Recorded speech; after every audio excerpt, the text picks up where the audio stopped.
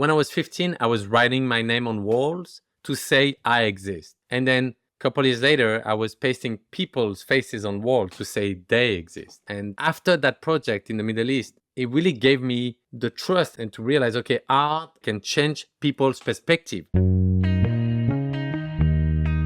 Hey, it's Guy Raz, and this is The Great Creators, the place where I have conversations with some of the most accomplished performers, actors, and artists of our time. And on the show today, photographer, filmmaker, and street artist, JR. JR is famous for pasting huge photographs onto streets and sidewalks and even buildings all around the world. Sometimes he does this in war-torn countries and really dangerous places. His mission, he says, is to turn the world inside out. And today on the show, he talks about how he's trying to do that. From his Faces project that depicts Israelis and Palestinians doing the same jobs, to his new film, Tehachapi, documenting a maximum security prison in California. So let's get right into my conversation with artist and filmmaker, JR. The JR stands for Jean Rene, which I believe is your birth name or is your name, right? It might. I cannot confirm that, but they say it's my civil name. Yeah. What can you trust those days? Fair enough. So before you became known for you being a photographer, I mean, you were a kid, and from what I understand, your mom is originally from Tunisia, and your dad is from somewhere outside of France. Was born outside of France. Yeah, I grew up there in the projects outside Paris. And at first, when I was doing graffiti when I was a kid, you don't put your real name on the wall. So, you start with alias, and I started with my initials, And then I realized I had to disguise myself also, because it was the beginning of, you could document yourself and you could, you could be seen or whatever. And then when I was 18, I found, a hat and glasses, and I realized that when I removed them, I'm actually anonymous. So people only recognize me with hat and glasses. And then today, in a world where everything is public, it's actually pretty enjoyable to be very private, even when being a public persona. So it's interesting paradox. I agree. There's a phrase, never give up the ghost. And it's this idea that there should be some mystery especially about being a public person. And I remember talking to a really well-known musician once who said he doesn't want to meet his heroes. He never wants to meet the people that he admires because he's learned everything he needs to learn from them. And today we live in a world where everybody's public. Everything is out there. People just unload their lives on social media. Very famous people do this, and it's so weird to me. Yeah, I know. And I started way before social media, and I used to still have my same website where I would post a photo every day, and I would send newsletters just to share my work, because at the time I had the street to share my work, but then I was documenting it because there was the early days of digital photography. So I'm from 1983, so I'm very lucky because there was nothing that predicted me to become an artist one day. I had no knowledge of the art world. I was so naive. I didn't know you needed to go in a gallery or a museum, or you needed to make a book. I never studied art. So to me, graffiti was a way to express yourself and say, I'm here, I exist. When you write your name on a wall, it's a way of saying, hey, look at me, I'm here. And that was really something when you grow up in those buildings and you're one of those little windows, you feel like suddenly you exist when you see your name on the payphone down there, on the train line, on the wherever it was. And I realized that later, of course, but to me, those years were really constructive because I realized that everything I was doing was very ephemeral and the trace would not stay. So I was documenting it to keep a trace of it. And I don't think I would be doing what I do if I was born 10 years earlier, because without social media or like the internet, let's say, I wouldn't have been able to share my work and to really have a window to the world like I had when I was a kid like that. And also, to be honest, low-cost flights arrive, way of traveling cheaper. All of this was my generation. So I was like, wow, you don't need to be rich to be a photographer or to be a traveling artist. And I started traveling. So it really opened my eyes to the world. And that's why the title of one of my book is Artist Until I Find a Real Job, because I really didn't know there was even a job for that. Yeah, I mean, I'm wondering, just want to go back for a moment to before, of course, you became known as an artist, and when you started to think about yourself as an artist. As a kid growing up, and for people, I think a lot of people know this, that in France, particularly in French cities, the outskirts are often populated by immigrants, mainly from North Africa and other Middle Eastern countries. They can be, there's a lot of social tension. You grew up in a community like that. Were you, I mean, you describe yourself like as a kid doing graffiti because that was a way to feel like you have some recognition. Your name is on a wall. I think a lot of people associate graffiti with like kids who are, in gangs or who are bad or badly behaved. Were you a troublemaker? Were you that kind of kid? I mean, tell me about how you even started to get into like graffiti art. It's pretty interesting because I don't think I was talented, but I was hyperactive. So I created a lot of trouble, and so I was always outside. And my parents, who slept on the couch in the living room, were like, they were fine with me just being outside, even when I was really young, at all time, which was pretty amazing. They gave me so much freedom. So I was more about the ones who are looking for troubles, who go and explore the city. And my neighbor happened to be the head of one of the biggest gang of graffiti. And that was really but older, like 15 years older than me.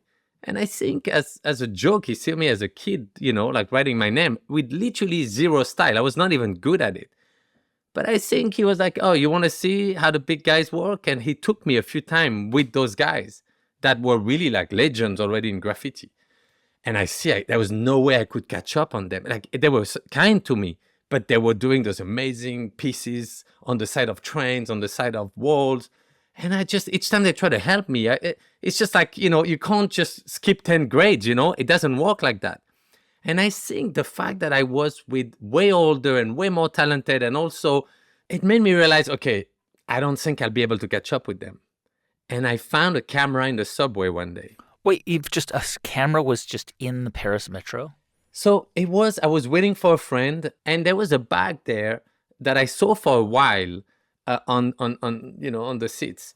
And I was afraid to go touch it. But after my friend was late, after 30 minutes, I went and looked in it. And there was nothing special in there, and not even a good camera, but there was a photographic camera, and not digital, with a strong flash. You couldn't change the lens. It was not necessarily a good one, but there's no name whatsoever in the bag. It was just forgotten there. So when my friend arrived, I say, hey, I just found this. And he said, well, if we bring it to the lost and found, they'll never find who it is because there's nothing written. And we were kind of afraid. I kept it, but then I didn't know what to do with it. And then one day I said, you know what? Each time I try to explain someone the adventures we have going in the tunnels of Paris or climbing on the roof of Paris, you have to understand, when you go in the tunnel of Paris, of the subway, you enter another world. There's hundreds of tunnels, and you can hide in little alcove while the train is passing. Like, you would literally go down into the tunnels. It's so dangerous. I mean, it's so dangerous to do that. Yeah, I know. And I remember my first photos when I started documenting those adventures. People, I remember showing them, to my father, for example, and he would right away understand where were you standing to take such photo. And my mom was like, oh my God, this is a beautiful photo. How did you do that, my son? She didn't even realize that I was in the middle of the tunnel. When you found that camera, I mean, it's like it's fate. It's right. This was meant to happen. It's like God or whatever you believe in knew that this was going to happen because you were meant to do this in your life, and this was a turning point in your life that you wouldn't know until many years later. But I'm curious, when you got that camera, it was a film camera. I'm just curious, when you developed the film, were there photos on it from the previous owner? It was kind of I think it was some German family or something. There was some photos that were from Germany, but there was kind of one street, one apartment. There was not much, but yes, there was just that one film in there that made me think, okay, there was some tourists who lost it, but at the same time, and, it had not much value, and it was not even a good camera to start with, I had to quickly find a way to change, because the only thing good about it, it had a strong flash on it. And so in the tunnels, it would like pop the whole tunnel. Now, what it have helped me is to also, I went on rooftops. Rooftops of Paris, it's like a whole city because they're all at the same level. So you see a whole sea of roof in zinc. It's like, it's incredible. And you're there and it's like nobody sees you, and you can see the whole city and walk from roof to roof, from building to building. And each time I've tried to explain that to people, they never understood the feeling. So what I was trying to capture with my camera was not the graffiti, was those people who climbs on roof to actually leave a mark just to be seen. And I was documenting those adventures. Paris is so poetic, you know? And remember, I was a tourist in Paris because I grew up in more boring building outside. So when I was in Paris, I was like, wow, this city is incredible. And I was like, you know, exploring. And I had a key, the mailman key, that allows me to enter in every building. How did you get that key? It's like a thing that was going around from in the graffiti world. And then if you get someone to make you a copy, you could like, I still have it today. It doesn't work in most of the building now because now they put like a beep, you know? Yeah. But it still works in a lot of parts of Paris. And that allows you to enter the building. And listen to this. If you walk in the building, with or without that key, if someone pushed the door and you pass, if you walk to the last floor, and there's already a ladder there, which is for most of the buildings, to go on the rooftop, you're actually not doing anything illegal. If the police come, all they can do is ask you to come down. But if you haven't broke any lock, any window, they cannot arrest you for that. I want to go back to perspective because, again, you know, it's like recently I was in a forest with a friend of mine who makes beautiful floral arrangements. And we were just walking through a forest, and she stopped and began to arrange the leaves and the branches in a way that I couldn't see. She sees a forest in a different way than I do or you do. You saw something different. When you're standing on the roof, you're looking down and you're seeing something different than what your friends around you are seeing. What were you looking for down there when you wanted to capture people? Because you're far away, you've got a small camera, you're not going to be able to capture faces necessarily. So what were you looking for? Now, for me, I'm trying to capture the moment to try to, so that when people look at the photo, they understand what was happening without zero explanation. Like they understand that someone has climbed there, that he's at the edge almost falling from the building. Because that's what happened. If you want to put your name and for it to stay, most of the graffiti writers had to climb all the way to the edge, to the point of falling. And that's why people always wonder, how did those graffiti were made? And how did this person climb? So it's pretty incredible to watch and scary. That's what I was capturing. But I wanted to make sure I get context for it. You're not thinking of yourself as an artist at that point. You're just thinking of yourself as capturing images. And I'm trying to figure out, while all the kids that you knew were graffiti artists, what was it about the camera and photographs that spoke to you? Because clearly it wasn't just, I mean, a lot of kids take up a camera and take some shots and move on. But for you, it was different. It spoke to you in a different way. What was it saying? It made me belong in that group at my place, because that's what I say. Unluckily, I was with really talented one very young, and I could not catch up. Well, with my camera, I was at my place. Okay, you know what? Yes, I write my name here and there, but I want to document, and I'm going to give you a print of that, a photocopy of that. And people were so happy. They were like, oh, gosh. And then I said, oh, let me introduce you to that guy. He would love a photo. I showed him the paper you gave me, and he would love one. And then I started meeting all of the best at that time and following them and seeing their techniques and how they approach going and doing this at this time or that time. And it was like a bunch of ninjas to the city, that some of them were really researched because they had painted all over Paris. And I got to meet them and walk with them at night and understand how their process. It was fascinating because they were like, some of them were walking with just a plastic bag, really well dressed in the street by themselves, and very calmly would stop in front of like a scaffolding where there's wood panel. And suddenly in the middle of everybody, without even looking if there's police or not, they'll just start writing their name on the wall. And I would be looking, I'm like, wow, wow, it takes so much balls to do that. But at the same time, because it was done with so much calm, people wouldn't even notice. And it gave me so much confidence. And that's how I started pasting my photos all over Paris. Basically, you pasting your photos on the walls was your version of graffiti. Exactly. And I was even framing them with paint, You would paint around them. Yeah, paint around them just to give it a frame, because if not, you would not notice them. They were so small, I could only do small photocopies. So if I didn't put the red paint around, you wouldn't see them, but the red paint, oh my God, it was like dripping, like you couldn't miss it, And then if the city came to clean, they'll remove the photo, but the frame would stay. And suddenly you had a bunch of empty frame in the city. And I would come back and repaste my photos inside. But I'm sure they were looking for me. So I had to really play, hide and seek with the police all day. When do you, because you're like 17, 18 years old at this point, 19. And this is really your form of just kind of staying busy.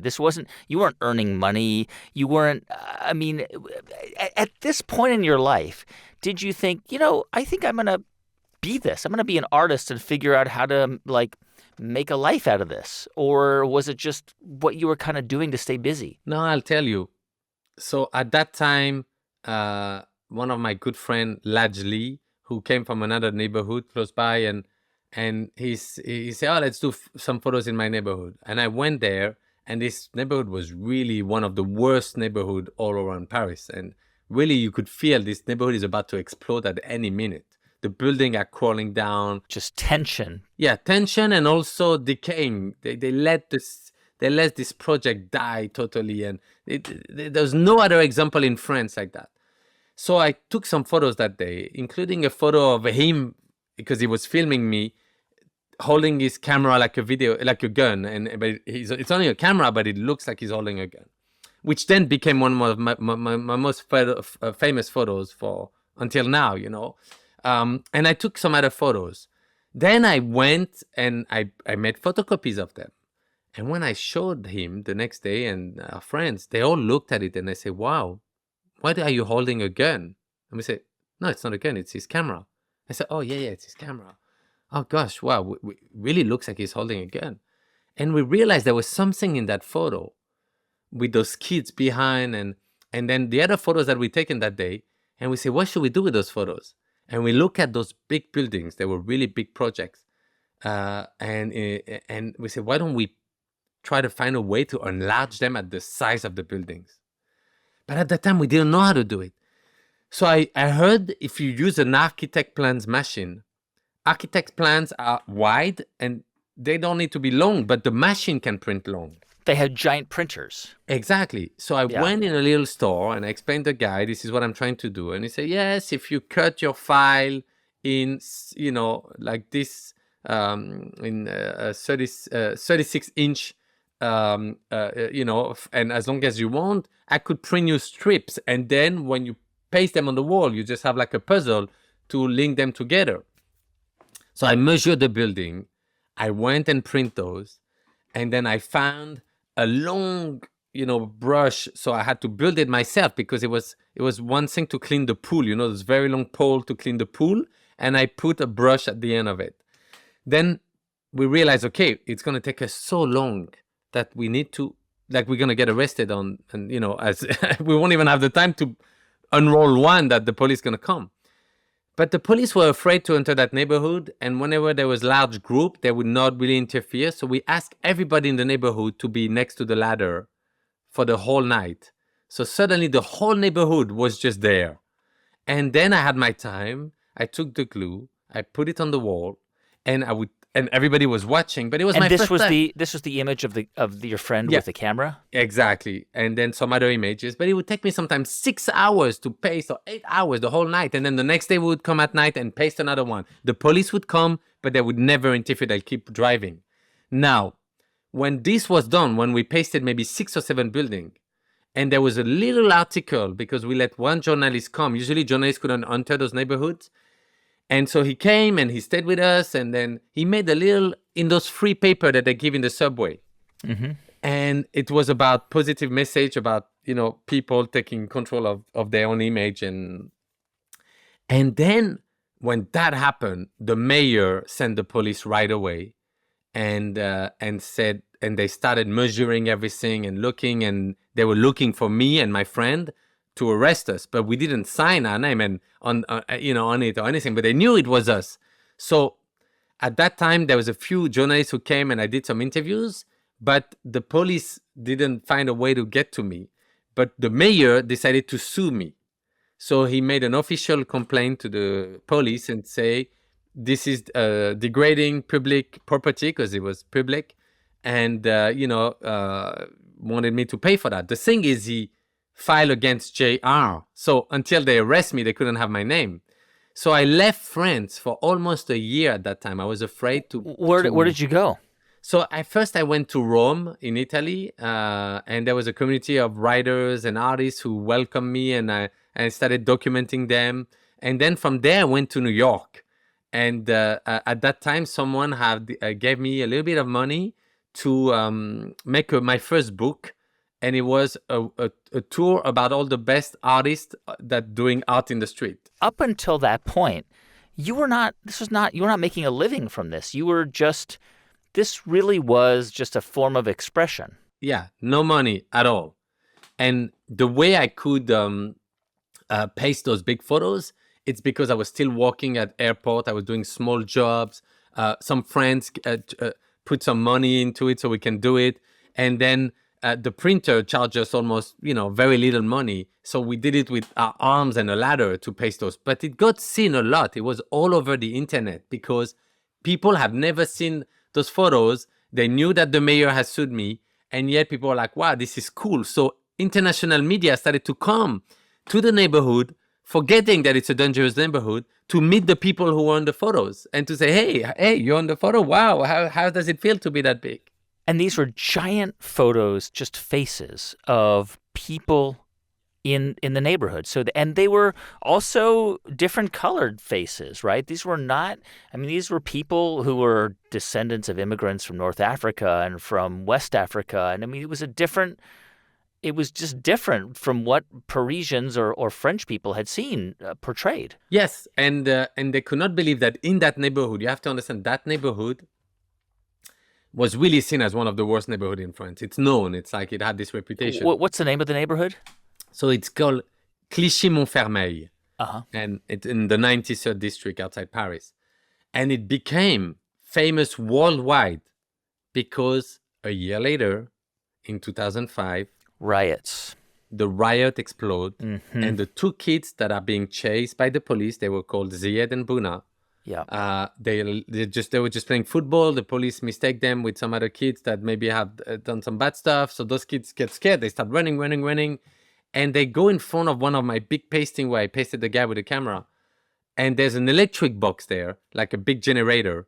And they, right in front of it, a city generator. And they enter in the door and hide there, but they got electrocuted and they died there. And they died, yeah. And that was a horrible tragedy that inspired 3 weeks of riots. 3 weeks of biggest riots we had since the French Revolution. And it started in front of my photo because they burned the first car there, and then all over the neighborhood, and then other neighborhood all over Paris, and then all over France started burning their cars and everything. And I was on the cover of New York Times as the background of the riots, not about my art, but those images suddenly were seen worldwide. And at that moment, and that's really the key decisive moment in my life, I think, I got contacted through my website by some big press agency. And one of them say, hey, none of our journalists can enter the neighborhood. It's on total lockdown. A lot of people have been attacked there trying to enter, and journalists. So the police and the neighborhood doesn't let any journalist enter. And he was really. And he said, can I meet you? I'm a head of an agency and I would like to offer you a job. And so I told him, okay, let's meet in the neighborhood. And then it was really a chaos, but during the day it was calmer. And me and my friend Laj met the guy. And he said, okay, so guys, I want to give you a job. I will pay you to take photos of the riot and what's happening. And I was like, oh no, I thought you wanted me to publish the photos that I've taken. And he was like, no, we're not interested in those photos. You can take photos here, so we need photos of the kids burning the cars. I was so naive that I thought he just wanted to show my work, and to show what we've done there with the people of the neighborhood. They wanted to hire you as like a news photographer. Exactly. That's it. But I didn't even know there was such a job, So I remember I told him, okay, hold on 1 second. And with my friend, we went away and we said, look, what should we do? It's weird. No, it sounds weird, but we're not going to do that. It's not. Okay, no, we should not do that. So I go to him and say, no, sorry, look, if you're interested, we can give you the photos that we've taken and you can publish those. But if not, and he said, no, guys, you don't understand. This is not what I want. If you change your mind, call me. At that moment is when I decided to be an artist, basically, because I took control of my destiny and I didn't took that job. And then me and my friend were like, what should we do? And then I said, look, why don't I take portraits of all the youth here because at that time, and if you remember, it was a moment where people thought the riots were in Paris, but they were not. They were in the outskirts. And people were really afraid that the people from the banlieue, from the outskirts, would enter Paris and like burn everything. And where they were not, they were just burning their own cars, their own buildings, their own stuff, And so at that time, there was a huge, people were so scared because in the media, you would only see people with hoodies and they were hiding their face. And so there was a big, everybody was put into the same box. And so I went to see our friends there. And most of them don't participate to the riots. They were just trying to go to work every day. And only 10% of the kids there were burning everything. And so I said, okay, if you want, I'll take your portraits and then you'll play the caricature of how people see you. So you'll make a funny face, or I'll take you with a 28 millimeter, which means it's so close that I'm taking it with your trust. While journalists were photographing with long lens because they couldn't enter the neighborhood. And everyone felt like they were being photographed like if they were in a zoo and someone was filming them from a long distance. And so that's what it was, taking control of our own image. And I would photograph them so close. And then instead of pasting them in the neighborhood, I paste them in Paris. So just to be clear, I mean, there was a caricature, right? And I was a reporter for so many years and worked for CNN and NPR. And I remember, you go to places and you're there for a couple of days and you tell a story and then you leave. And so essentially what was happening was the way the story was being told was from a distance. And you wanted to capture close-up images of human faces, people from that neighborhood. But not just from what I remember, because you took these photos, and this would become very well known. It would become called Portrait of a Generation, I think. Yeah. You wanted people to make silly faces. Yeah. Like you wanted these black and brown and, faces to be silly, because they were sort of portrayed as these menacing faces in the media. And you wanted somebody who might someone else might think is scary to make a silly face. Yeah. And actually, what worked is then I would paste them in Paris, and at the bottom of the image I would write the name, the building number, and the city, which means that you go from someone in the media you can't recognize and participating into creating that scary group of faces that you don't see, to someone you can actually go and knock at his door. And the funny thing that when I pasted them in Paris, people and Parisians would suddenly look at them, smile, and go and take a photo in front trying to do the same face. And when we did an opening at some point where I pasted a lot of photos at the same place, that it was incredible because people were suddenly interacting, and we had a lot of guys from the neighborhood who came there. And I realized that was the first time I said, wow, art is very powerful. These are the people that they're the most scared of, and suddenly they're connecting, and there is something happening there that is magical. And people I've seen throughout that whole year before the riot who literally went in the neighborhood that they, it's like me going into the Bronx or in a place without even knowing what's the Bronx or what, just very naively walking there. Yeah. And they've never been any incident because people in that neighborhood always were like, oh, you come to see me because I'm on the photo. Yes, you want to take a photo of me? Oh, let me show you. I'm also here and my friend is there. And these giant photos of faces, I mean, the thing about, and it's amazing because you were, 22 years old or something, I think, around that time. And obviously, being 22 doesn't mean that you're not wise and, and sort of intelligent. You are, but I think a 22-year-old in general lacks the depth of a 40-year-old, right? Like 40-year-old JR has more wisdom than 22-year-old JR. Did you know at that time that by photographing these faces close up, there was a message you were sending? Were you conscious of that? Was that part of your thought process? I don't know if I was that clever at that time. It was instinct. This guy offered us this thing. We don't want to do it. Now I'm going to take portraits because that's the only lens I had, 28. And so I have to be that close. Now I realized that all the guys there were coming to me and say, hey, those guys are taking photos of us from a distance. And they would bring me sometimes lens that they stole, that were broken. And I was like, wow, what is this lens? We don't even know what to do with this.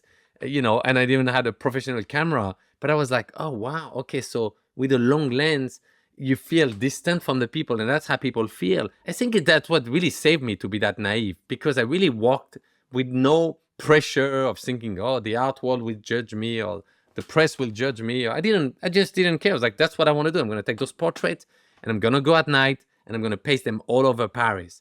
And I did. And I started documenting that because my friend had a camera. Now, for the story, that same friend who's holding his video camera like a gun, 20 years later, he's going to make his first movie. It's called Les Miserables, and he's going to be nominated for an Oscar. And now he's one of the most important filmmakers in France. So we were both literally not realizing that we were deciding of our past, and that our past would lead us to this incredible journey to become artists, and him filmmaker, to start a school in the project, to then make peace with the mayor 20 years later, because it's still the same mayor that sued us. And then all this kind of thing. I spoke to him an hour ago, and he says, can you believe that tomorrow I'm having lunch with the mayor? And the mayor is almost extreme right, But now they're talking and they're trying to figure out ways, because the mayor realized, and one day he said that on stage, he says, I'm sorry, I've done nothing for the neighborhood. And now if you give me the chance, I want to change that. And that was when we inaugurated my mural 20 years later in that neighborhood. I mean, at this point, really, you must have started to think of yourself as an artist, that this is what you will do with your life. I mean, you're 22, you got a lot of attention for this project, Portrait of a Generation. And I guess you were, like many people, interested in the conflict in the Middle East, particularly the Israeli-Palestinian conflict. And you went there. You traveled to the region just to kind of see it for yourself. And what was the idea that you had before you got there? Clearly it was about taking portraits, but what were you trying to find? No, I think, okay, so that project really established me into this world, but from the outskirts, Yeah. So I was like, what's next? I remember doing a few interviews and people say, what are you going to do next? And you're like, oh, wow, shit. I haven't even thought of what of next. I didn't know even that would be my life. And at that time, so many people would say, hey, they're building a wall in the Middle East between Israel and Palestine.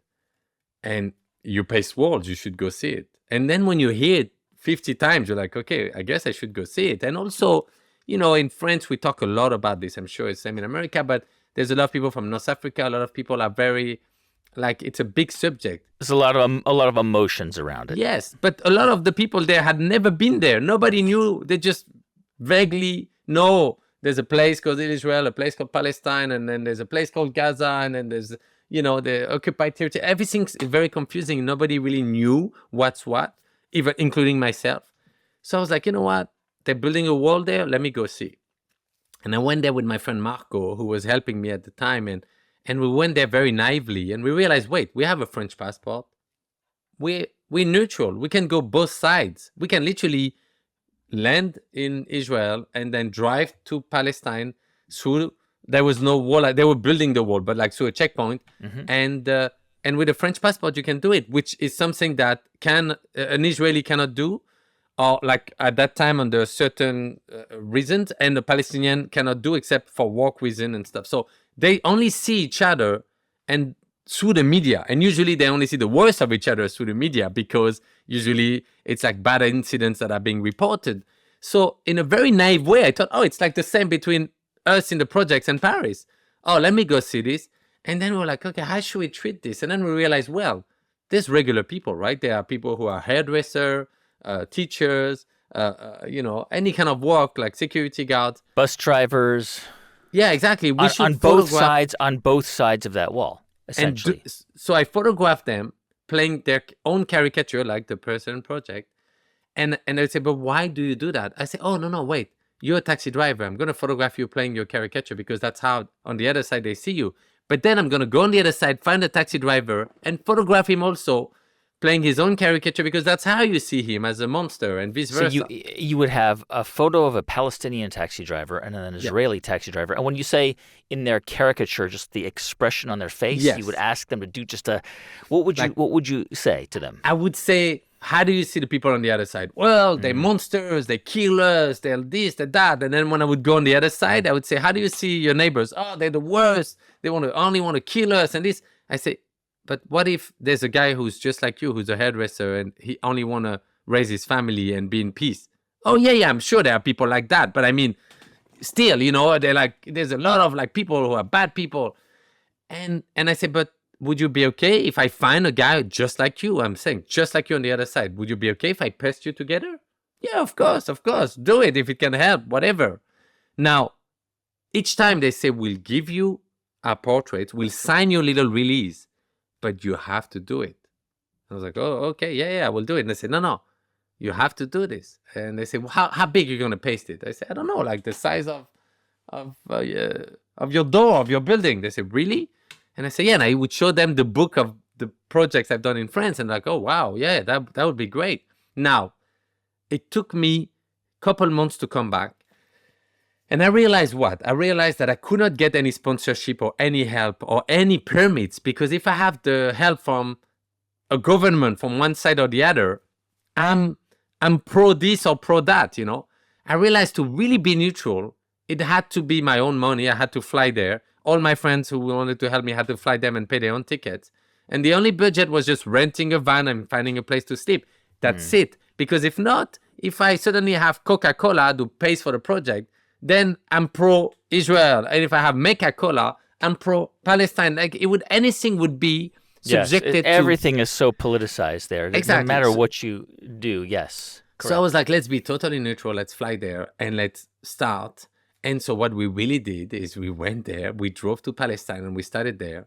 And first thing is we get into a city and then we ask, hey, excuse me, sir, is that your wall? No, it's not mine, but ask, is the grocery guy, that's his wall. Okay, hi, sir. Hey, I'm an artist from France. Yes, what do you want? So look, I've taken those photos and I would like to paste them here. It's like, what are those photos? What do you want? I don't have money for this. No, I have them. It's on paper. I would just paste them there. And that's it. It's just, but why are those faces for?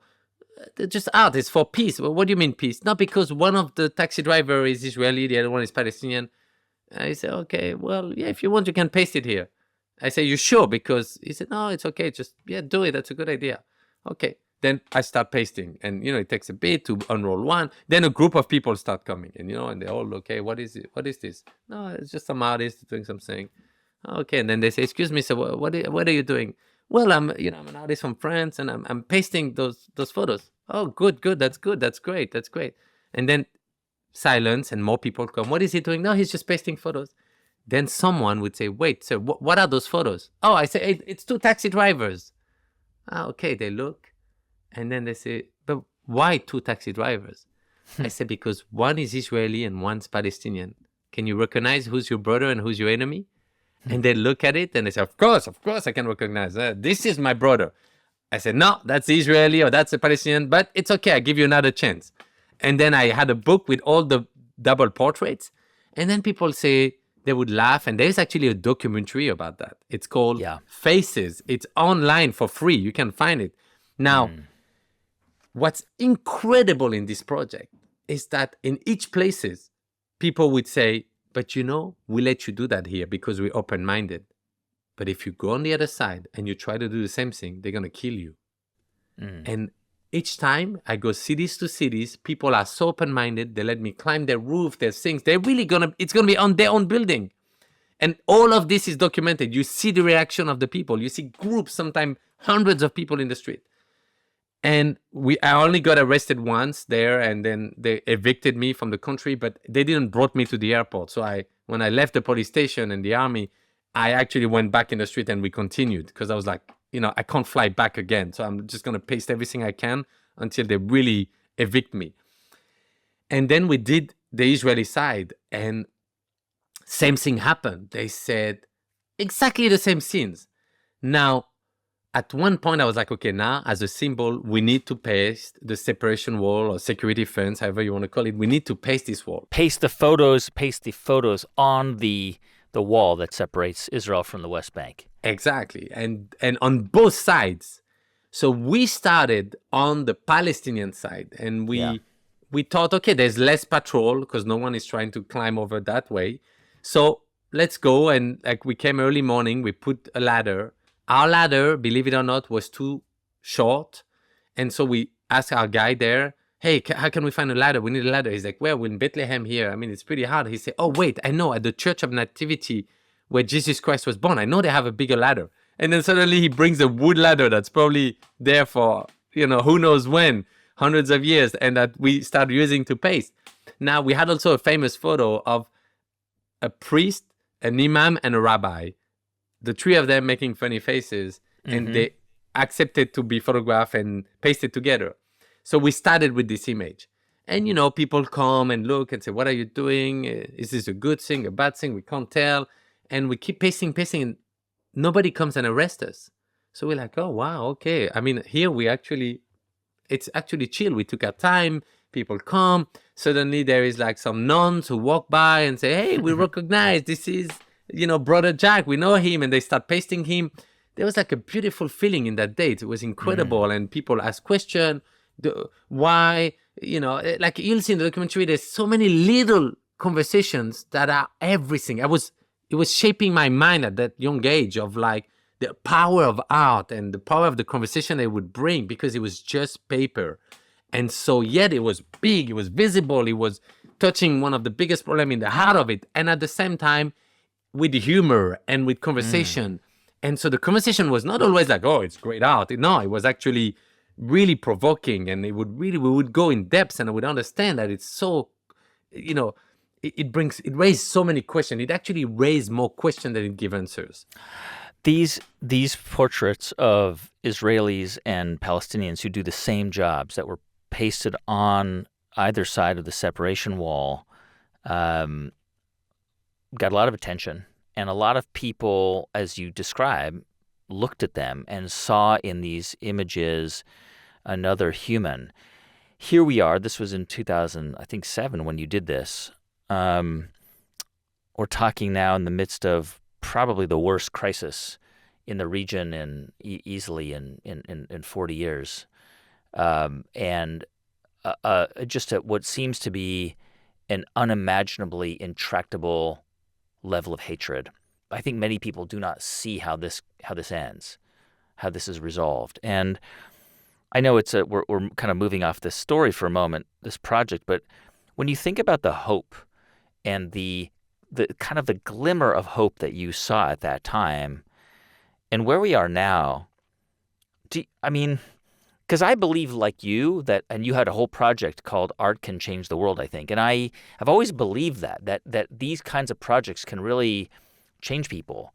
And I have to say that belief has been tested this past year, where I've thought, wow, all of those, because I was a reporter in Israel and Palestine. I covered it for 2 years for CNN. And I've come to doubt whether it changes hearts. And I don't know. How do you when you reflect on this project and you think about where we are now, I don't know, what do you think? Since that project that we started in 2006, pasted in 2007, and then I continue for years, because those photos on the wall stayed. So you have to imagine that every building we pasted, even in the middle of the Hamas getting bigger and in the region, no one have ever removed one of those photos. No one have removed even the rabbi photo. And there's even a famous photo of the Pope passing with his Pope mobile in front of the wall with all the photos behind. But even you would go in the heart of Palestine and those photos would still be up, and in the heart of Israel and those photos would still be up. And the documentary that I was talking about was on TV in Israel and in Palestine and in, on like a Jordanian channel. And the people realized what was the reaction of each other's side. Now, to answer your question, over the years, I've seen how art could create an impact. And then it started, we did the first, we inspired the first guide, the Lonely Planet Israel-Palestinian. It's the Guide du Routard in France. That suddenly inspired other guides to say we should create a travel so that there will be tourism that people can actually see and make their own perception of the place. Instead of doing political trips, people could go and support the economy in Palestine and make their own opinion. So we saw that there was hope, yes. And then everything since October 7 have crashed. And yes, it challenged the perspective of can art change the world. But you know what? In moments like that, when we're in dark times, which we are, you realize, well, you don't chase darkness with darkness, You only chase darkness with a little bit of light. That's all.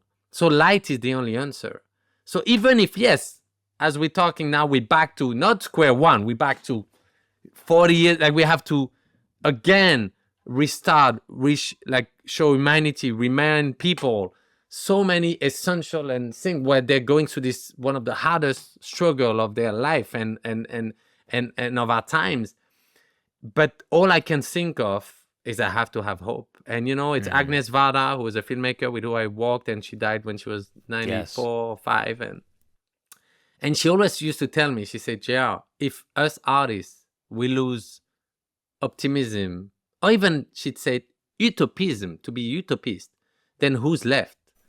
So never doubt that. And she was so right, because yes, in moments like that, you want to go with everyone in the darkness, but then you realize that going into the dark will lead you to death, but going to the light might give you even a tiny bit of hope, but that's all we have. And that's how I function, at least, and that's how I maintain my ability to say, okay, what can I do? And of course, now, as you see, I can't do anything. Like many artists, we all paralyzed. What could we do? But of course, I'm thinking there are a moment for art and there's a moment for prayers. And I hope at some point I'll be able to walk again. So this project really is the beginning of a turning point, right? I mean, at that point, you become known for portraits, for faces, human faces. And that's really what begins to change. What begins to change is the scale, right? Because for you, it was about taking faces and not just pasting them on walls, but actually thinking about them in a much bigger way, like building size.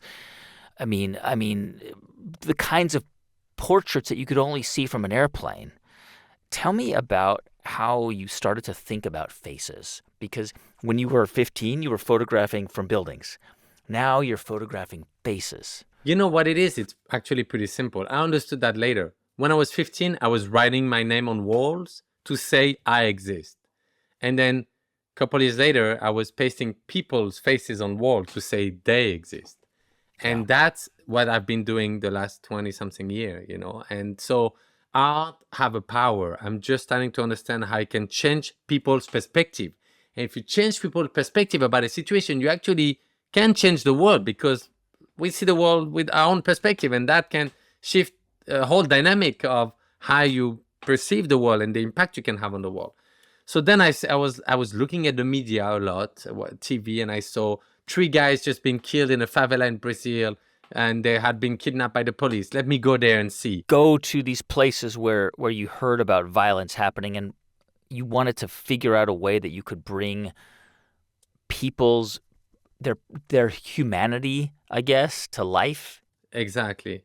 And then I did, and I started traveling everywhere I could. I went to Liberia, Sierra Leone, India, Cambodia, in the favelas. And each time I would enlarge. At that time, it was a project called Women Are Heroes. And I realized in all of those communities, the women were the pillar, and still are the pillar of their community.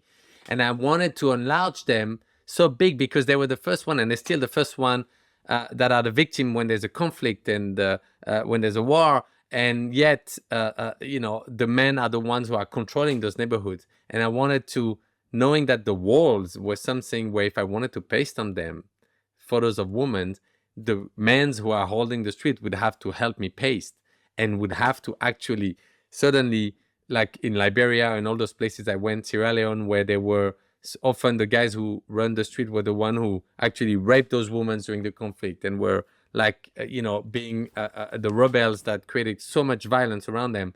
And it would be a way to provoke them to actually try to start a reparation by enlarging those giant photos of women looking back at them, but having them involved in the process. And we did, and art has been so healing for those women and for the cities and for people, because it was, at first, those guys, when I would go in the middle of like Monrovia in Liberia, in a broken bridge, and there's still the UN trying to hold the city. Yeah. And the rebels would be like, why do you want to paste those photos? Give us money. And I was like, hey, you don't understand. I'm not doing advertising. I'm not renting the space. I just want to paste this because it's art. And they're like, no, stop talking. Like, just give us money. I was like, no, you don't understand it. This is just art. I'm just pasting them. But if you don't like it, you can take it off. Even in front of me. Said, why you do it if we can just scratch it down? I say, that's a good question. What's the power of art? I guess I'm doing it, and then I see how we feel about it, and I see if there's an impact. And they were like, well, what is this going to change? How is this a piece of paper can change anything? I was like, you're right. Maybe it won't change anything. At some point, they would be drained of talking with me. They were like, you know what? We have nothing to do anyway. Just paste your thing. And the bridge was broken, like literally it was falling into the water. So I wanted to paste on the broken side, but you would slide and fall down. So I would start pasting and try to hold myself, and they would laugh at me. All the rebels would laugh and like, oh my God, he doesn't know how to do it. And then they would come and help me.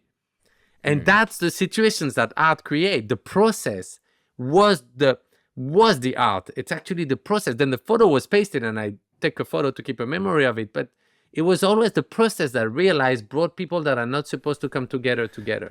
Yeah. I mean, I feel like there is an overarching theme in all of your work. I mean, whether it's, taking portraits of people who are forgotten, right? Or who are sort of cast off, and kind of giving them back their identities or their individuality, right? There's that piece to it. But the other overarching side of it is changing perceptions, right? So it's like changing my perception of how I view somebody, anyone's perception, right? Like a giant, I think there was a series of pieces you did in favelas, the sort of the slums in Rio, where draped over buildings or on top of buildings, massive portraits of people who lived in those neighborhoods. I remember seeing it when I was in Rio.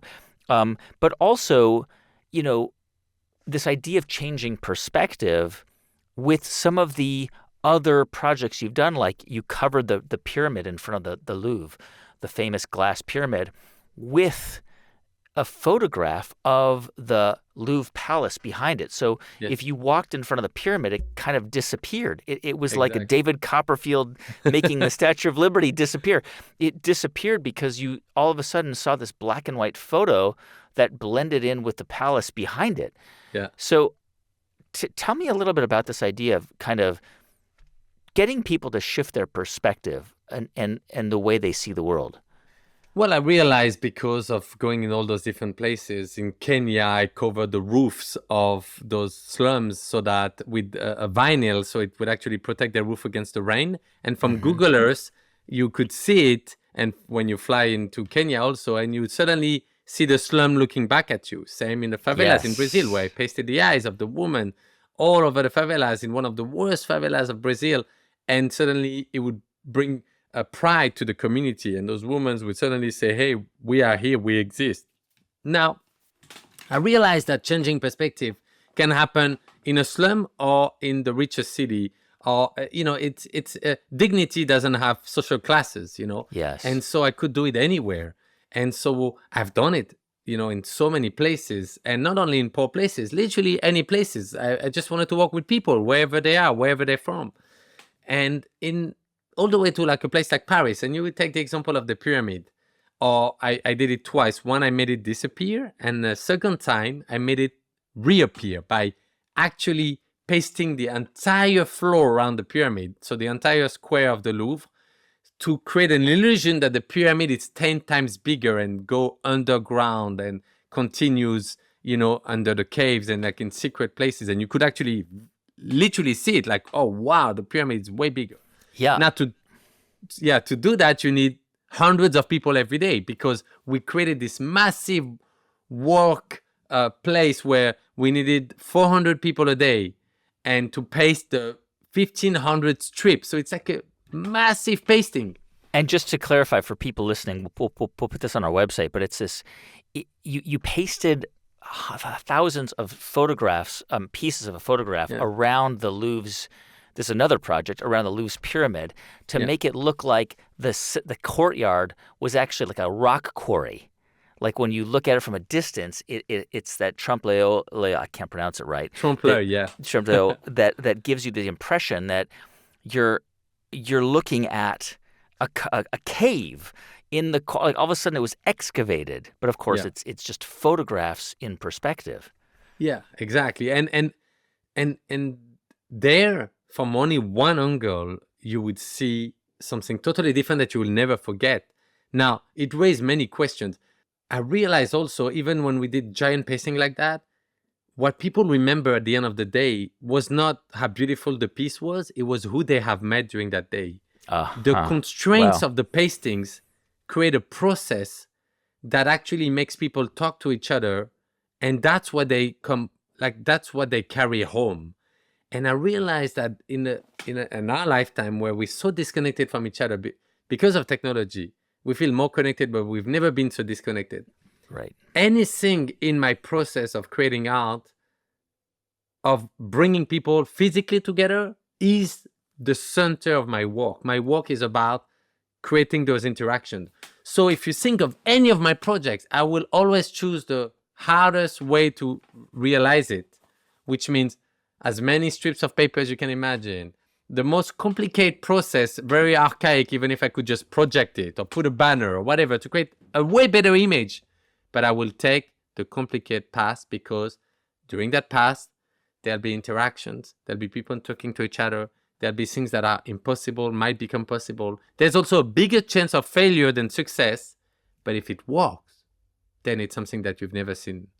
And that's what I've applied, no matter if it was at the border of Mexico, in the prison in California, all the way to Brazil. It was always the same thing.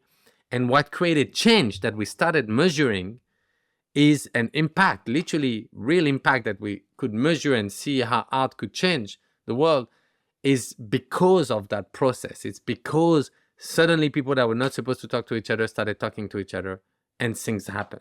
JR, how do you decide what you want to work on? I imagine that there are hundreds and hundreds of people who are pitching you every single week. Come do this, come here, come. How do you decide? And probably people even offering money, a lot of money for different projects. You are limited in what you can do because you're one person. Obviously, you've got a team, but you have to be there. Yeah. How do you decide what you're going to do? First of all, people often want you to die. They say there's a war happening somewhere, you should go there. Like they always want me to go into the worst places ever, not even thinking of what I would do there, but like if I could come and solve everything. So that's actually pretty funny. Over the years, I have to realize that that's what happened. There's a conflict happening somewhere, people say you have to go. Now, and you're right on your second point, people offer you sometimes a lot of money with different interests. Come help us gentrify this neighborhood, come help us show that this country is the best country ever. And then I realized, no, I don't want to be part of any of that. So, I'm going to stay away from all of this. And that's why I stay in my mode of financing, very independent. The sales of my artwork finance my projects. So I'm not dependent of the states. I'm not dependent. I don't take public money. I'm very careful into staying very independent and not taking corporate money that would want to put their logo on my work, So I'm very careful with that. So you don't do commissions. I mean, you'll sell pieces, but you don't do commissions. Yeah. So, for example, when I do the opera or like a big monument, like the Louvre, they paid for it, as themselves, as the Louvre. When I did the opera recently, it's the donors, the patrons of the opera that gave money to the opera, and the opera gave it to me to be able to do it. But I'm always so careful. Like I have to say, when I do an exhibition, no, there won't be a logo on my work. Those people that I photograph, those subjects, they're not the next campaign for a shampoo or whatever, toothpaste, or I don't care. This is not what I'm not selling products like that.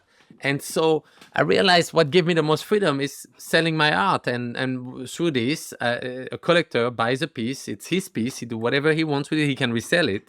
And it's my money. I can do whatever I want with it. And I've always reinvested in my projects. And that gave me a lot of freedom. But also, sometimes it only allows me to do whatever I can with the money I have. But that gave me a lot of room to sometimes be more creative and say, okay, I don't have that much money. Let me try to figure out. Or this, I have amazing people that have been helping me over the years and that say, we see the struggle and what you're going through. Let us help you. Someone gave me a place in New York to sleep in. And so I have a place where I can put my printer. And we've started a project when I won the TED Prize in 2011. Yes, I remember that. I was there. Oh, wow. So that day we started a project where we say, okay, guys, I know I've been asked to go all around the world because there's so many things happening in so many places. And like you said, I'm just one person with my team. Even I have an incredible team. I can't and we can't go in all of those places. So we're going to do something very simple. If you think in your community there's something that's needed to be talked about and being pasted on the walls, you know what I'm going to do? Send me your photos, your portraits. I will print them for you for free. As long as you're not involved with any brands, any corporation, or any states, I will send you those portraits for free and you'll paste them in your community. You don't have to credit me or the team or the project, but that will be your own project. And in now 13 years, we've sent more than 500,000 posters around the world in more than 130 countries. It became like one of the largest art movements in the world. You can look online. It's called InsideOutProject.com. We still send posters every day. We have photo booth trucks that goes all around the world. And it really, like, people took so much more risk than I did to do it in Iran, to do it in Russia, to do it in so many places where it would not be possible. And you would see that people are fighting for their life in the country and paste their face on walls. And in some other country, like in Switzerland, in a little retirement house in a tiny town, say, hey, those are the people who live in the retirement house. They still exist and they still fight to be seen, So it really shows you a range of how dignity can appear and disappear in so many forms and how art can help restore that. Yeah, it's quite amazing. I mean, your latest project took you to Tehachapi prison, and I think you have been working there on and off since 2019, going to this maximum security prison in the desert in California outside of Bakersfield. And this is like one of the roughest prisons easily in California, if not the United States. Tell me how you came to, and we'll talk a little bit about what you actually ended up doing. Tell me how this got onto your radar, this the idea of doing a project there. To be honest, I've tried to do project in prison before, and it's too complicated for paperwork and all of this. I've tried in France, I didn't succeed. So one day, that's years later, in 2019, a friend of mine, Soul Guy, he's called me and said, hey, JR, I've been thinking you should really do a project in a prison. And I remember I was doing breakfast. I was in New York. I was opening a show that night at Brooklyn Museum. My head was not right now into a new project with so much constraints. So I was like, my bro, I love you, but it's too complicated to do a project in a prison. But of course it would be great. I'm not saying it won't, but it's like, yeah, I know, but just what would you do if you could? And because he was a good friend, I could not hang up on him.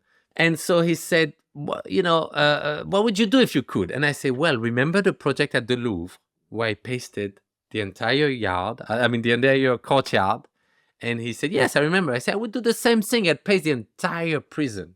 And he was like, oh, wow, that's a great idea. Let me see what I can do, and hang up. And I was like, I'm not going to hear from him, It's impossible. He called a guy called Scott Butnick. Scott Butnick is a guy who works a lot with prison systems. Yeah, I know him. Yeah, so sure. He's a producer on The Hangover. Exactly. By chance, yeah. And as a patient project, he started ARC and a different foundation for the inmates. Yeah, he's been involved in prison reform for many years. Exactly. Yeah. And so Saul called him and said, I spoke to Jared. He'd love to do, he started transforming my words. He'd love to do a project in a prison. And Scott was like, really? All right, let me call the governor. He hang up, he calls the governor. All this in the same hour. The governor's like, who is this? Yeah, it's Scott Butnick. We've met before. And the guy's like, yeah, I know, but what can I do for you? Well, just quick thing. I need a permit for this artist. And he's like, oh, wait, no. You need to send a request to my office and the cultural department will take care of it. Thank you so much. He said, no. he's an artist and he do black and whites. He's called JR. It's like, look, I'm sorry, I don't know this artist. But please, and I'll tell my office that you're sending this. No, but you have to understand, he records people's story and he come from France, and then suddenly he create those murals and you can click on every single person and hear the story. And the governor was like, wait a second. Years ago, I was in a mural that was at SF MoMA, where I was in the middle of 1,300 people before I was a governor or in politics, and people were recording my story. Is that the same artist? And the guy said, yes, that's him. I said, oh my God, I remember. You know what? We need art like this in prison. I'm going to give him full clearance to work in any prison in the state of California. This came from the governor of California. Yes, exactly. From Gavin Newsom? Exactly. Which I've never met since. I met him before he was a governor, and since then I've never met him. He was the mayor of San Francisco probably at the time, or maybe the lieutenant governor. He was not. He wasn't. He was just a city council member. Exactly. He was probably in the city, but he was not a mayor, because I remember photographing the mayor for that mural. Actually. Okay. And so literally the guy called me. I'm still at breakfast, and he says, "Hey, JR, hold on. I'm putting you on the WhatsApp with Scott and me." And they say, JR, you got the permit. What do you want to do? I was like, wait a second, what permit? He say, choose any prison in California. You can do whatever you want. Wow. I was like, well, I don't know any prison. They said, well, look on Google Earth. You'll see images. And I went on Google Earth and I put state prison, and suddenly 35 prison come up. And I start clicking randomly here and there, and I zoom in on Google Earth and I say, oh, but look, most of the yards are in grass or in sands. I mean, I can't paste on grass or sand. And they were like, no, keep looking. There must be one that's in concrete. I don't know. And I keep looking, and suddenly I click on Tehachapi. And then I zoom and I see this block of concrete, like really like everything is just concrete, and like, you know, you can tell it's very different than the others. I said, wait, there's this one I found. Let me do a screenshot. This yard, I could do something. It looks like a basketball playground or whatever. He said, okay, send it to me on WhatsApp. And then he looks and says, oh, no, yeah, I mean, that's one of the worst prisons in America you just chose. This is Tehachapi. It's a Supermax prison. I said, what do I know? I'm just looking because this looks like a great context to do some art. He said, yeah, no, but okay, I guess you have the permit. You can go wherever you want. I said, wait. You're saying that if I fly there now, they will let me enter the prison, and you understand that I would have to repaste the entire thing. I said, I know, just go there. The governor say you have full clearance. So 2 days later, I decided to fly there. And Scott said, okay, let me just let them know that they actually gather a group of inmates that you can meet. And I say, yeah. I mean, yeah, I'll just fly there and we'll start there. And I remember we landed there. We passed a few fences. There's a lot of fences and guards and this and that. And I decided to film from the moment I walked in. And then one of the guards told me, okay, all the inmates we gathered, around like 30, are in the gymnasium. I said, okay. I said, but wait, I don't want to go in. I want to go in, and we already start the project. They said, okay, whatever you want. Just they're there, and there's the army surrounding, and there's a chair for you. One rule, you cannot touch them. You have to stay at safe distance, and, you know, we'll be surrounding the gathering. And I say, okay. And I say, okay, I walk in there with my book under my hand. And then I see those guys, like, very quiet, you know, from all gangs and all races. They were like sitting around the table. And I just, you know, of course, you're a bit intimidated as you walk in. But I was just like, you know what?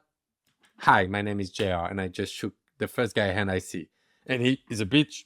He just like shake my hand, and then I check the next one, and then I go on for the 30 people one by one, and then they were very surprised that I touched them. And then I sit on the chair, and then I just try to explain what I do and why I have sunglasses and hat, and I try to explain all what we've talked about now, about the projects in my project, and then the projects in the Middle East and all those space. And then at some point I said, well, nobody was talking, only me. So I said, okay, I'll just shut up for a second. If anyone have any question, anything, like, and there's just a dead silence, like uncomfortable. Nobody say one word, not even one sign on the face. I see guys with tattoos, skinhead on their face, swastikas, gangs, like, and everyone is looking at me like just with an armor around them, and just like, no, not one single word. And then one guy say, well, you know, do you think that if we participate in such a project, it can help change the perspective on why people sees us and might see us as humans. And that was a tough question because I said, well, I don't know. It might. It depends what you share in there and how you share it. But I would say something before we start this. If there's anyone around the table that have some victims on the other side, that this might often that you participate in such a project, I don't think it's a project for you, because it's not going to help you to have that visibility, and it might hurt your victims. And if I was you, I would not participate in this project. And there's 6 guys who just stood up. So maybe we were like 35 or something. 6 guys stood up and left the room, and the others just stand there. And then we started, and I said, look, guys, it's very simple. I want to take your portrait, and that's going to take a minute or 2. It's not much. And then I want you to go in this little room back there where we've put a microphone, and I want you to share your whole story. But we're not going to interview you. You have to share. But you have to imagine there's a guy like me who never walked in a prison like that, who didn't even know it exists, that people could be locked up in cages in the outside, and like there'd be Supermax security like this. And these guys are mostly in there for life. Yes, exactly. Murderers. I mean, they're violent Yes. offenders. And it was not just to photograph them, but it was also, of course, you turn it into a documentary. It was to find out their story, how they got there, I guess, and where they came from a little bit. Yeah, because I told them, I said, look, I come from France. I don't know nothing about you. If you start telling me about South LA, East LA, I don't know. Just explain me what happened in your home, what happened between your parents, what happened in your life between your friends, that you ended up here. Like, start from the very beginning and take your time in describing your life and what you want to share about your life. And I also told them, in that photo, I'm going to create an illusion that the courtyard is like a hole. It's like the prison courtyard, which is basically the one sort of outdoor space that they can gather in, I think, right? Exactly. Like they get like what, 2 or 3 times a day. They can work out there. They can just walk around. Exactly. But in level 4, they don't get there they don't get a long time out there. So I'm in level 4 now. It's the Supermax security. These are the Supermax, and so the idea was, I want to create an illusion in the courtyard, because the courtyard's giant. I mean, it's a huge courtyard. It's probably 1 acre. Yeah, it's like a basketball. You can fit a few basketball courts in there. And the idea was to get a giant photograph, but to appear as if you were photographing from almost like an airplane or a hot air balloon down on these faces of these people looking up. So you would really only be able to see it from the distance. Exactly. So I wouldn't do only the inmates. I also asked to include the guards and record their story, and some victims also. Yeah. And record their stories. And I told them, I say, you would all be on the same photo because you all trap into the same hole. The victims might not be in prison, but they're impacted for life. And the guards are in prison. They spend most of their life in prison with you guys. And so it would be interesting to hear their story also. Yeah. And the guards that were there around said, no, sir, we're not going to participate in any of this, just so you know. And I was like, oh, I understand. But then after, when we started the process, actually we got 4 or 5 guards that accepted and then recorded the story, which was really amazing because you can listen to them. They're all accessible for free and on an app that I created called JR Murals. But they're also in the film. You will get to hear them. And so that was the day 1 and 2, and I stayed just there to photograph and record the stories. But then 2 weeks later, we came back, and then we were authorized again to enter with brushes, buckets, all my technical tools to actually paste.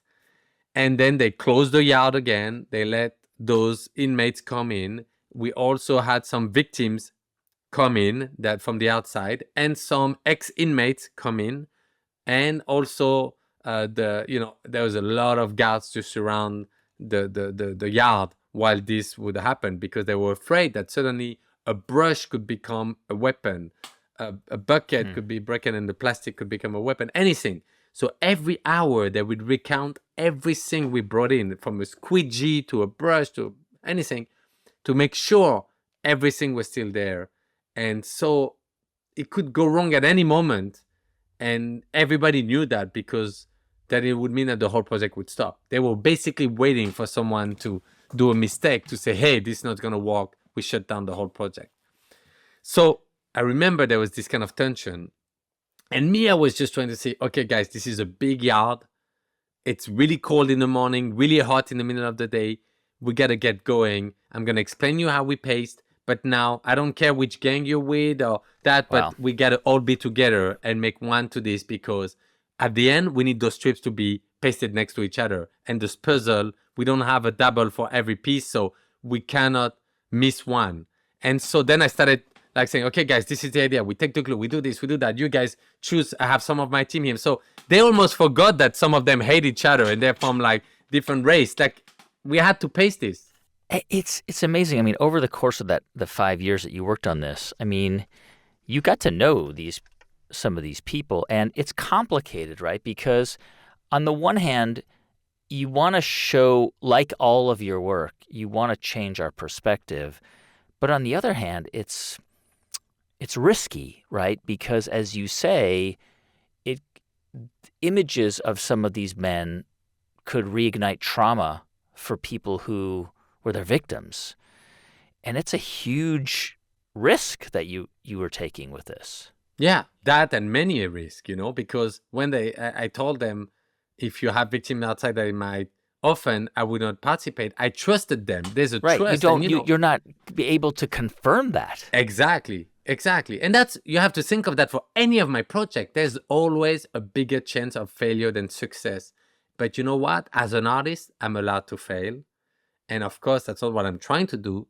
But I have to. There's a bigger chance that actually it fails. There's a bigger chance that someone try to stop me or try to stop the project or use the project for his own purpose. Right.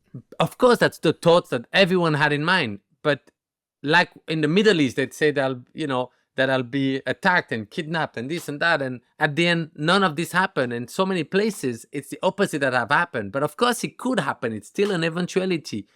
But maybe because I don't know why people actually participate and suddenly get taken, and the process gets everyone so focused that there has been zero violence, and they actually pasted it way quicker than we thought we would. And there's images of that. You can see it. You see people talking to each other. The guards start pasting with inmates. They're not even in 30 years in that prison. There's never been able to be that close, and yet they're like sharing a brush and pasting and talking to each other. Now, this is what really creates change. Those conversations. Not how sharp is the photo and how beautiful portraits I might have taken. Right. Nobody cares. It's really about the fact that at that moment, everybody have a sense of togetherness. And in that process of pasting, they don't realize it yet. But there's going to be some major change that will happen. And I don't realize it yet also. Now, because we stayed in that prison for almost 5 years, we were able to see the change. We were able to measure the change, because it's a prison. You can literally see who come in and out. You can know what interaction have happened and understand how that change happened. So it was the first time we could do a clear study of the change, because when we're talking about change, it's like more than half of the inmates were freed. Almost all of them got moved to lower facilities, and over the course of 3-4 years, like they got out, and even some that were never supposed to get out. Why? Not because the art was beautiful, not because, I've helped them getting out. It's because suddenly they were noticed. They changed. And before, nobody would notice it. And with this project, suddenly they could listen to their story. The guards would come home and their wife would say, oh, I've seen on social media, I've seen on TV that there was this project in the prison. Is that in your yard? Oh, yeah, it's my yard. I know most of those guys. Oh, really? Who's the guy with the swastika on his face? Oh, him. Yeah, he's inmate Walsh. I don't know him, but I've seen him.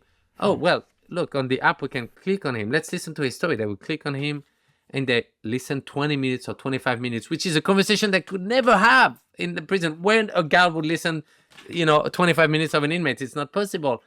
And then suddenly you would humanize them, understand who they were. And then the next day, that's inmate Walsh, actually, Kevin Walsh, who's not inmate Walsh anymore because he got freed since, but who told me, he said, I remember a couple of weeks after, I remember being there and with another guys who were in the project when we were leaving the lunch, or I forgot, like one place in the prison, the guard say, inmate Walsh and inmates, Fadden, you stay in. And they were like, oh, when that happened, that's really bad sign. When they ask you to stay in when everybody leave. And everybody left, and we were like, oh my God, what's going to happen? Are we going to be put in solitary confinement? Are we going to be put in those cages back? And the guard said, no, we just wanted to say, we've heard your story. We just wanted to shake your hands. We've seen what you're doing. We've actually looked at your file. Wow. You guys haven't done any violence in 3-4 years here. Why are you still in level 4? And I'm like, oh, thank you, sir. Yeah, I mean, yeah, I don't know. I said, well, for your next board parole, I would write something on your thing, because I've seen what you've done with the project, and I've heard your story, and I don't see what you're doing here. You have nothing to do in level 4. Boom, they would be moved to level 3, and then level 3 they'd be like seen at more, and then like 2 years later they'd get out, which is incredible. I never thought that art could have such an impact, and that's just one of the stories. It's an amazing. We'll put a link to it on our website as well, so people can find it. JR, I wonder. I mean, you are still very young. I mean, you're only in your 40s, and you've been in this space for over 20 years, working as an artist. And obviously, you have this thesis around art, around how art can change us and can change the way we see the world. And you've done these enormous, large-scale projects, from the Paris Opera. I actually was just in Milan, and I missed your beautiful piece in front of the Milan train stations, which looks like a quarry, a rock quarry exploding in front of it. And the images are amazing. Tell me where you imagine your career and your sort of work evolving and moving in which directions, do you, if you can imagine it. And that's the thing, I wish I had the vision to know, but because I don't have a career plan, this is where I want to be. I want to be in this museum, on this place, on this. Because I didn't even had a career plan when I was 18 years old, not even when I was 20. Right. I thought this was just going to stop at some point, and it would have been fun. I made one book, and then it kept on going. And it kept taking me onto this incredible trajectory and places and worlds that I would never thought of meeting. I haven't traveled much when I was a kid. So suddenly I'm like, wow, I'm seeing the world in such a different way. And as an artist, people allow you to go in so many different places that I can never even anticipate what my next move. It's almost a surprise to me. I've just now, like this month, I'm releasing a new project, which is a carriage. I've designed a carriage for the mythical Venice Simplon Orient Express, which is the legendary train that had traveled through centuries. A train carriage. Yeah. And you'll be like I am now in my cave, because I always build my studios into this crazy world. And they allowed me to do that in a train. So now there's a train that will have my name forever, will be attached to the Venice Simplon Orient Express, that people will be able to travel in and to go and observe the world and dream in. Oh, I would have never been able to tell you that's not even a dream in my head. How would I think that they would let me exhibit at the Louvre, where it's normally for dead artists, that they would let me do a carriage that would travel way after I'm dead? It's like all those things that I never thought were possible. So I'm just, continuing on that same path and seeing where it's taking me, but I really never know what's next. And that actually used to scare me, and I'd reassure me not to know what's next, because it means everything's possible. Yeah. JR, thank you so much. Thank you, Guy. That was amazing conversation. Hey, thanks for watching my conversation with artist and filmmaker JR. His new documentary, Tehachapi, is now available on Masterclass. If you want to see more videos like this one, please subscribe to this channel. We post a new video each week. And of course, we are an audio podcast. You can find us on Spotify, Apple, or wherever you listen to podcasts. Just search The Great Creators. I'm Guy Raz, and this has been The Great Creators from Built It Productions. We'll see you right back here next week, and thanks for watching.